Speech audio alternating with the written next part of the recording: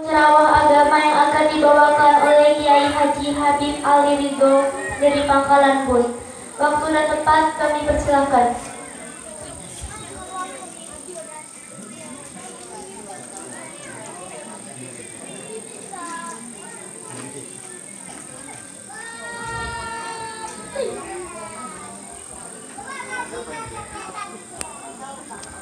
Assalamualaikum warahmatullahi ta'ala wabarakatuh. Waalaikumsalam warahmatullahi wabarakatuh.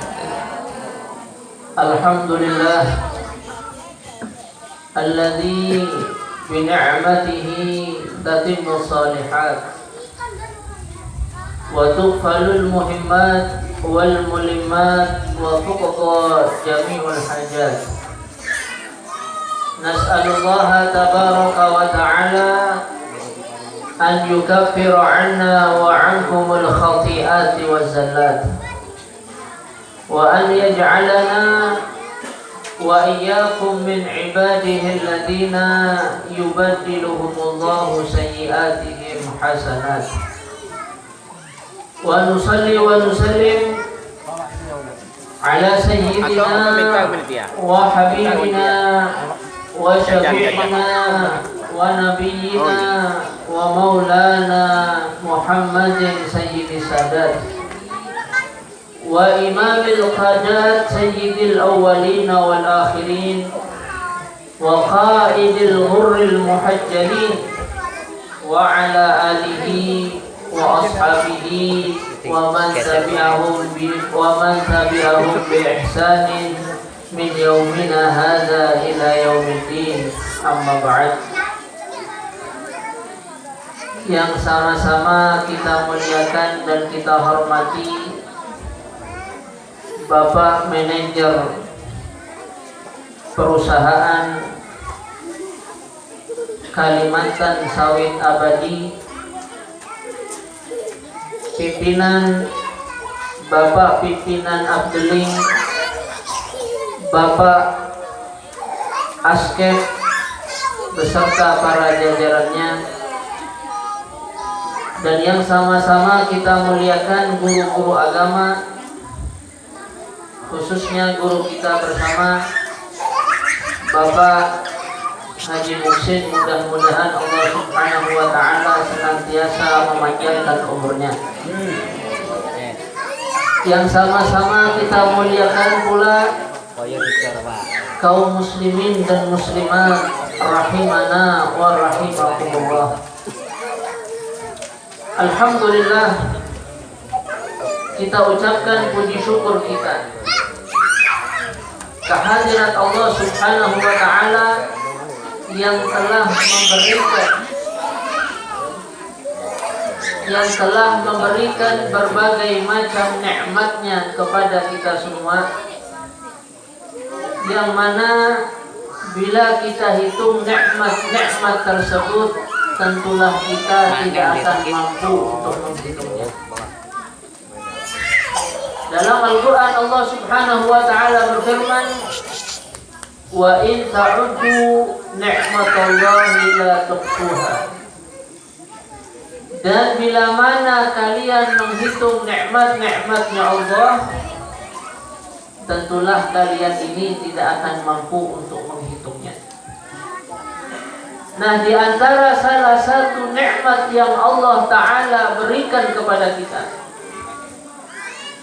yang hendaklah nikmat ini kita syukuri, ini adalah taufik, inayah dan hidayahnya, sehingga kita malam hari ini bisa berkumpul bersama untuk mengenang kembali satu peristiwa yang sangat bersejarah dalam agama Islam. Peristiwa Isra dan Mi'rajnya Nabi Muhammad sallallahu alaihi wasallam. Ini satu nikmat yang patut kita syukuri.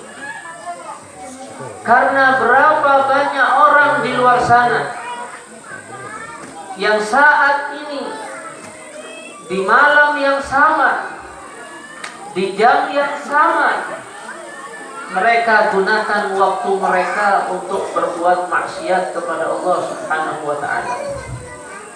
Tapi kita alhamdulillah, kita dipilih oleh Allah Subhanahu wa ta'ala untuk menggunakan waktu kita pada malam hari ini untuk mengenang Nabi Muhammad sallallahu alaihi wasallam, untuk menyebut Nabi Muhammad sallallahu alaihi wasallam, untuk mengingat kembali perjalanan Nabi Muhammad sallallahu alaihi wasallam. Mudah-mudahan dengan berkat kita bersolawat kepada Nabi Muhammad, dengan berkat kita mengenang kembali perjalanan Nabi Muhammad, mudah-mudahan apa yang menjadi hajat kita semua ini dikabulkan oleh Allah Subhanahu wa ta'ala. Kalau ada yang punya hutang, mudah-mudahan diberi jalan oleh Allah supaya lunas hutangnya.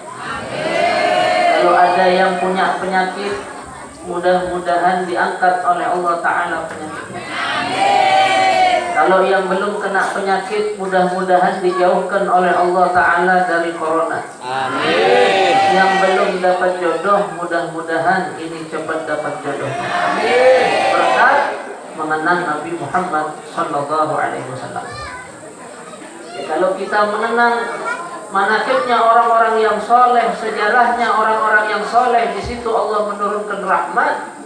Lalu bagaimana kalau yang kita kenang ini tidak lain adalah sejarahnya Nabi Muhammad sallallahu alaihi wasallam. Jadi mudah-mudahan apa yang tadi kita harapkan ini semuanya dikabulkan oleh Allah Subhanahu wa taala. Kaum muslimin dan muslimat rahimana wa rahimakumullah. Tadi kita sama-sama mendengar satu ayat di dalam surah Al-Isra yang berbunyi Subhanalladzi asra bi'abdihi laylan minal masjidil harami ilal masjidil aqsa alladzi barakna haulahu linuriyahu min ayatina innahu huwas sami'ul basir. Yang mana ayat ini adalah ayat yang menjelaskan kepada kita, yang menceritakan kepada kita perjalanan Nabi Muhammad sallallahu alaihi wasallam dari Masjidil Haram ini menuju Masjidil Aqsa. Ayat pada surah Al-Isra ini dimulai oleh Allah Subhanahu wa ta'ala dengan kalimat subhana, dengan kalimat tasbih, yang mana kalimat tasbih ini adalah kalimat yang melekat di lisan orang-orang Arab, yang mana kalimat ini mereka ucapkan di saat mereka melihat sesuatu yang mengagumkan, di saat mereka melihat sesuatu yang begitu mempesona. Mereka akan mengucapkan kalimat tasbih, kalimat subhanallah. Kalau kita tidak percaya, kita perhatikan kalau ada orang-orang Arab asli ya, bukan Arab mengendi, bukan, orang-orang Arab asli. Ini yang mereka datang dari sana ke Indonesia. Kalau mereka melihat gunung-gunung kita yang begitu indah, pertama kali yang keluar dari mulut mereka ini kalimat subhanallah. Mereka melihat laut kita yang begitu luas, mereka juga akan mengatakan kalimat subhanallah. Mereka lihat sawah-sawah kita yang begitu hijau, yang begitu sejuk dilihat, mereka juga akan mengatakan kalimat subhanallah. Bahkan saking melekatnya, kalau mereka melihat perempuan-perempuan Indonesia yang cantik-cantik, nah ini seperti ibu-ibu yang ada di muka ini, mereka juga mengucapkan kalimat subhanallah. Jadi mereka gunakan kalimat tasbih ini untuk sesuatu ini yang sangat mengagumkan. Nah, ayat di dalam surah Al-Isra ini dimulai oleh Allah Subhanahu wa taala ini dengan kalimat tasbih. Dengan kalimat subhana, yang mana ini menunjukkan bahwasanya peristiwa yang terjadi sesudahnya ini adalah peristiwa yang begitu mengagumkan dan menakjubkan. Bisa kita bayangkan, dulu orang-orang ini kalau mereka bepergian dari Masjidil Haram menuju Masjidil Aqsa, itu mereka menempuh perjalanan selama 40 hari pergi, 40 hari pulang. Ini baru dari Masjidil Haram menuju Masjidil Aqsa. Berangkatnya saja itu 40 hari, belum lagi pulangnya. Itu artinya PP pulang pergi waktu yang ditempuh ini 80 hari alias 2 bulan setengah. 2 bulan setengah atau lebih. 2 bulan 80 hari, hampir 3 bulan. 3 bulan kurang seminggu. Ini baru dari Masjidil Haramnya ke Masjidil Aqsa. Lah ini Nabi Shallallahu Alaihi Wasallam, beliau diperjalankan oleh Allah Subhanahu Wa Taala dari Masjidil Haram menuju Masjidil Aqsa. Dari Masjidil Aqsa Nabi terus melanjutkan perjalanannya menembus alam luar angkasa. Alam di situ ada matahari dengan panasnya. Alam di situ ada rembulan dan bintang. Nabi sampai ke atas langit yang ketujuh, menuju mustawa, menuju Sidratil Muntaha, menuju mustawa. Kembali lagi ke Masjidil Haram. Nabi memakan waktu hanya kurang lebih 2/3 jam, kata Waliullah Ad-Dahlawi di dalam kitabnya. Memakan waktu kurang lebih 2/3 jam alias 20 menit, alias 40 menit. 1/3 jam, bukan 2/3 jam. 1/3 jam. Berarti berapa? Kurang lebih hanya 20 menit. Makanya dalam Maulid dikatakan tsumma arudduhu minal arsh qabla an yabrudal faras. Aku kembalikan Nabi Muhammad sallallahu alaihi wasallam, aku kembalikan beliau dari arsh qabla an yabrudal faras, sebelum tempat duduk yang hangat ini menjadi dingin. Kita Pak Bu kalau duduk lama-lama, kemudian kita berdiri, kita pegang tempat duduk kita, ini terasa hangat. Nah, ini sebelum hangatnya ini menjadi dingin, Nabi sudah dikembalikan oleh Allah Subhanahu wa taala ke Masjidil Haram. Jadi waktu yang ditempuh oleh baginda Nabi Muhammad sallallahu alaihi wasallam ini cukup singkat. Makanya orang-orang di masa itu yang mereka hanya menggunakan akal pikiran mereka, tidak ada iman di dalam hati mereka. Mereka tidak percaya dengan apa yang dialami oleh Nabi Muhammad sallallahu alaihi wasallam. Seperti Abu Jahal. Abu Jahal di waktu pagi dia bertanya kepada Nabi sallallahu alaihi wasallam. Kata Abu Jahal, wahai Muhammad, kabar apa yang engkau punya hari ini? Sampaikan wahai Muhammad. Dijawab oleh Nabi, tadi malam aku berjalan dari Masjidil Haram menuju Masjidil Aqsa. Mendengar Nabi mengatakan tadi malam aku diperjalankan dari Masjidil Haram menuju Masjidil Aqsa, pagi hari ini sudah ada di Masjidil Haram. Abu Jahal geleng-geleng kepala, tidak percaya dengan apa yang diucapkan oleh Nabi Muhammad. Tidak percaya. Kenapa? Mereka biasanya menempuh perjalanan dari Masjidil Haram menuju Masjidil Aqsa. Ini berangkatnya saja 40 hari. Pulang pergi 80 hari. Nah ini Nabi mengatakan tadi malam aku diperjalankan dari Masjidil Haram menuju Masjidil Aqsa. Subuh sudah ada di Masjidil Haram kembali. Abu Jahal dia geleng-geleng kepala. Abu Lahab dan juga abu-abu yang lain sama geleng-geleng kepala, tidak percaya dengan apa yang diucapkan oleh Nabi Muhammad SAW. Bahkan ada satu orang yang bernama Mut'im bin Adi. Mut'im bin Adi dengan suara yang lantang dia mengatakan, "Ya Muhammad, aku selama ini selalu mempercayaimu wahai Muhammad.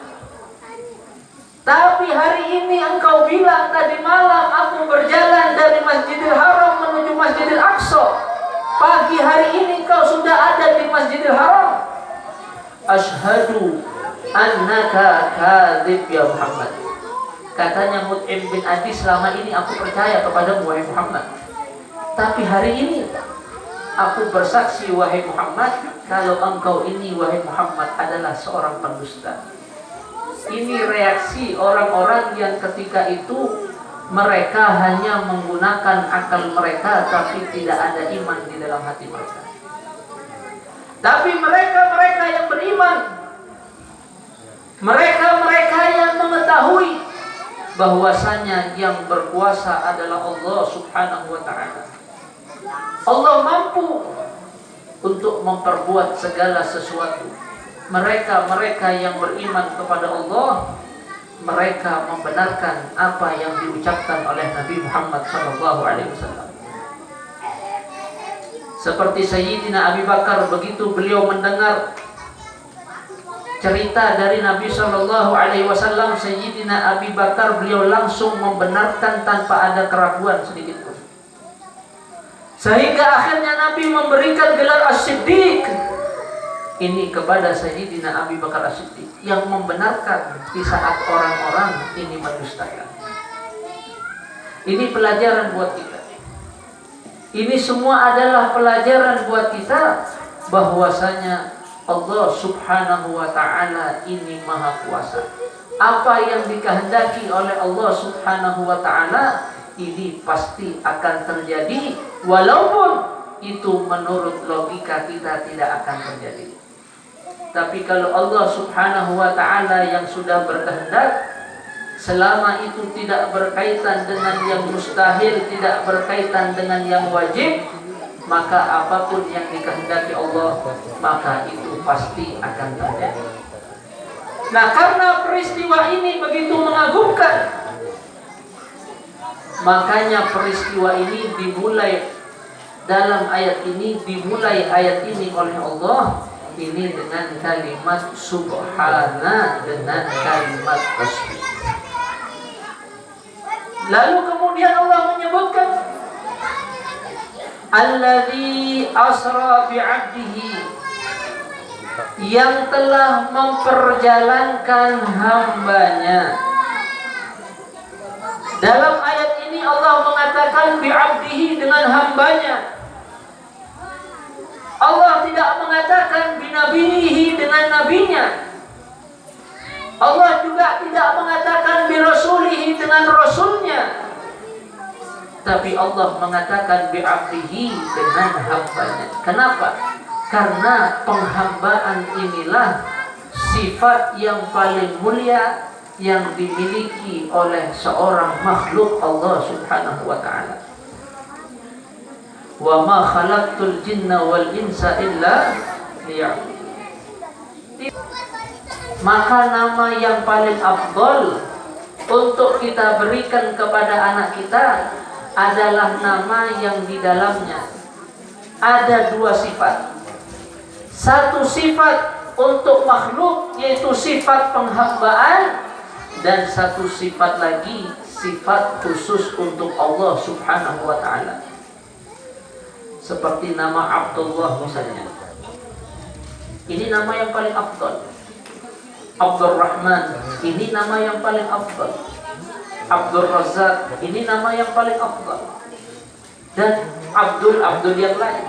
Kenapa? Di situ ada dua sifat. Satu sifat untuk makhluk, yaitu kalimat abad, sifat penghambaan. Dan satu lagi ada kalimat ini khusus untuk Allah Subhanahu wa ta'ala. Jadi tidak perlu repot-repot kita mencari nama yang baik. Kasih nama anak kita Abdullah, kasih nama anak kita Abdul Rahman, kasih nama anak kita Abdul Qadir, kasih nama anak kita Abdul Razak, dan Abdul yang lain. Karena ini semua termasuk nama yang paling afdal. Yang penting jangan kasih anak kita nama iblis, syaitan, Fir'aun, Qarun, dan juga Haman. Kadang-kadang ada sebagian orang tua ini punya akal tapi kurang berakal. Seperti pernah terjadi di daerah Aden. Ketika itu pernikahan, pengantinnya namanya Fir'aun, saksinya namanya Qarun, dan namanya Haman. Ini yang nikahkan, ulama yang nikahkan ini bingung. Dia bertanya ulama ini kepada orang tuanya, "Wahai fulan, kenapa ini anakmu kau kasih nama Fir'aun, Qarun, dan Haman?" Kata orang tuanya, "Habib, ini setiap kali saya dikaruniai oleh Allah anak, saya kasih nama dengan nama yang baik, gak pernah panjang umur, Bib. Kasih nama Muhammad meninggal, kasih nama Ibrahim meninggal, dikasih nama Abdurrahman meninggal. Akhirnya saya ganti, Bib. Saya ganti Fir'aun, alhamdulillah panjang umur. Yang kedua saya kasih Qarun, alhamdulillah panjang umur. Makanya yang ketiga saya kasih nama Haman, alhamdulillah sampai sekarang tiga-tiganya ini panjang umur. Nah, ini orang tua punya akal tapi tidak berakal. Doa nama yang baik itu doa buat anak kita. Sebagaimana nama yang baik doa buat mereka, maka demikian pula nama yang tidak baik. Ini juga doa buat mereka. Jadi jangan heran kalau kita melihat anak kita tingkah lakunya bejatnya luar biasa. Kalau dia punya nama iblis atau setan, jangan heran. Kenapa? Bisa jadi ini sebab daripada nama yang biasa. Makanya kadang-kadang ada orang punya nama Sabar, Pak Sabar, orangnya nggak pernah marah. Bisa jadi karena sebab namanya. Ada orang punya nama Untung, tiap kali jualan tidak pernah rugi. Bisa jadi ini juga karena sebab doa yang terkandung pada nama. Jadi ini nama yang paling afdal. Makanya Allah katakan dalam ayat ini bi'abdihi, dengan hambanya, bukan dengan nabinya, bukan dengan rasulnya. Karena inilah sifat yang paling mulia, ini yang dimiliki oleh makhluk Allah Subhanahu wa ta'ala. Nah, kalimat bi'abdihi, dengan hambanya ini juga menunjukkan bahwasanya peristiwa Isra dan Mi'raj yang dialami oleh Nabi Muhammad sallallahu alaihi wasallam ini terjadi dengan ruh dan juga jasadnya Nabi Muhammad sallallahu alaihi wasallam. Karena kalau ruh saja tidak ada jasadnya, ini bukan hamba namanya. Kalau jasad saja tidak ada rohnya, ini juga bukan hamba namanya, bukan abad namanya. Tidak dikatakan abad kecuali itu kumpulan daripada jasad dan roh sekaligus. Makanya dalam ayat ini Allah mengatakan asra bi'abdihi, subhanalladzi asra bi'abdihi. Maha suci Allah Subhanahu wa ta'ala, ini yang telah memperjalankan hambanya lailan, di waktu malam. Padahal kalimat sebelumnya sudah ada kalimat asra. Kalimat asra ini kalau kita buka kamus bahasa Arab, itu artinya berjalan di waktu malam. Beda dengan kalimat masya yamshi. Kalau masya yamshi itu artinya berjalan. Tapi kalau asra yusri ini artinya diperjalankan di waktu malam. Lalu kenapa dalam ayat ini Allah subhanahu wa ta'ala kembali mengatakan lailan? Padahal sebelumnya sudah ada kalimat asra yang artinya diperjalankan di waktu malam. Tapi di sini Allah tegaskan subhanalladzi asra bi'abdihi lailan di waktu malam. Ini kata para ulama supaya jangan ada keraguan bahwasanya peristiwa Isra dan Mi'raj ini benar-benar terjadi di waktu malam, bukan di waktu siang.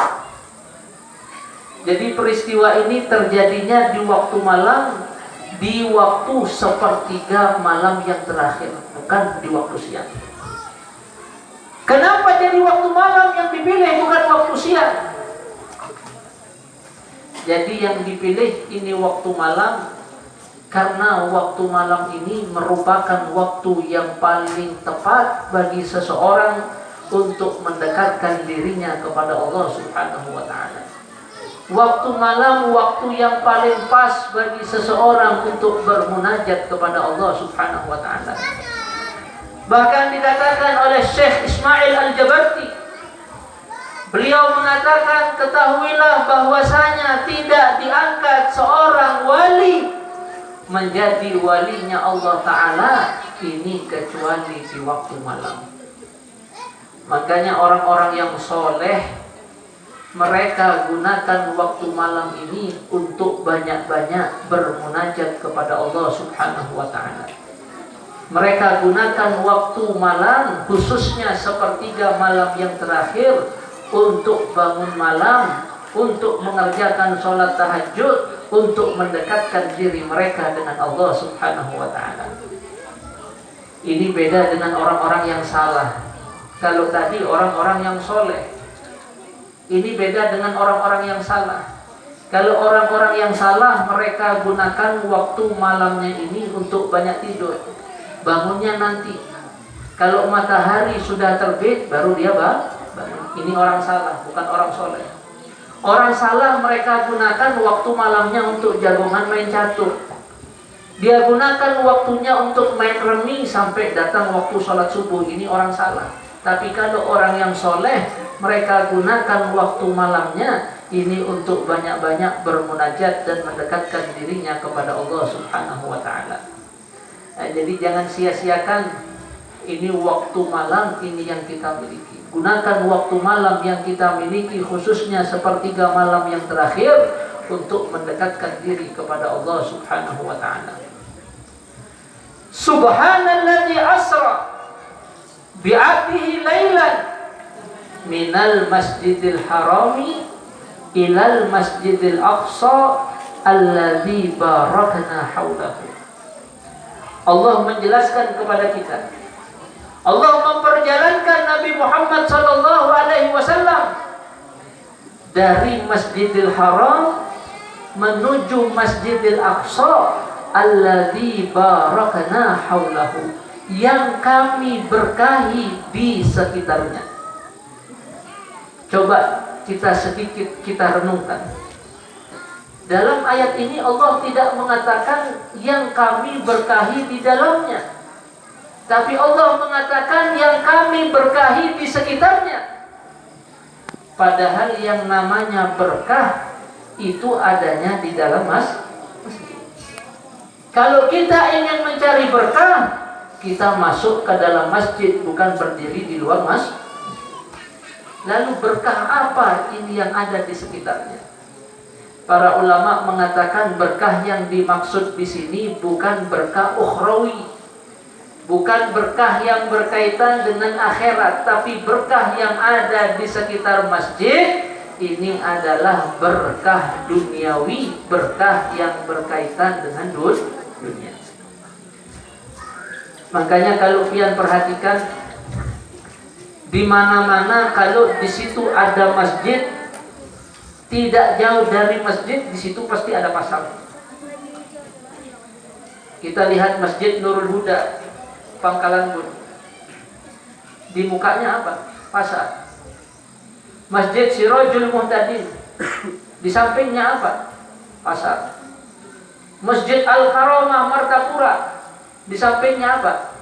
Pasar. Ini menunjukkan di sekitar masjid ini ada berkah-berkah duniawi. Kalau kita menginginkan berkah ukhrawi, maka letaknya ini adalah di dalam masjid, ini bukan di luar masjid. Kalau yang kita cari berkah ukhrawi, maka makmurkanlah masjid. Sholatlah berjamaah di dalam masjid. Beribadahlah kepada Allah di dalam masjid, maka kita akan mendapatkan berkah-berkah ukhrawi namanya. Tapi kalau berkah yang ada di sekitar masjid, ini namanya berkah duniawi, bukan berkah ukhrawi. Kita berharap mudah-mudahan masjid yang ada di sini ke depannya ini bisa menjadi satu masjid yang besar. Amin. Allahumma. Mudah-mudahan dengan berkat peringatan Isra dan Mi'raj, dengan berkat kesabaran bian-bian seberataan, mudah-mudahan ke depannya ini tempat menjadi masjid yang besar. Amin. Allahumma. Linuriyahu min ayatina. Allah perjalankan Nabi Muhammad sallallahu alaihi wasallam dari Masjidil Haram menuju Masjidil Aqsa untuk kami perlihatkan tanda-tanda kebesaran kami. Dalam perjalanannya dari Masjidil Haram menuju Masjidil Aqsa, Nabi kita Nabi Muhammad sallallahu alaihi wasallam, beliau melihat berbagai macam keadaan umatnya yang Allah jelmakan seakan-akan terjadi pada malam Isra dan Mi'raj. Di antaranya Nabi melihat dalam perjalanan menuju Masjidil Aqsa, Nabi melihat ada satu kaum. Di situ kepala mereka dilempar dengan menggunakan batu sampai hancur. Begitu tumbuh kembali, muncul kembali, dilempar lagi dengan batu sampai hancur.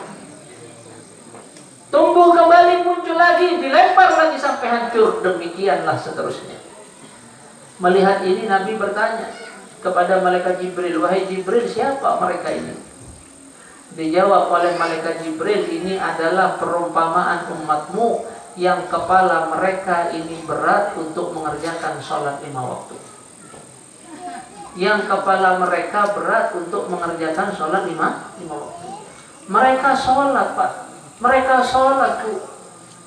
Tapi kepala mereka berat untuk mengerjakannya. Mereka tidak sholat kecuali sebagian sholatnya ini sudah ada di luar waktu. Seperti ini siksa yang akan diterima. Dilempar kepala mereka sampai hancur.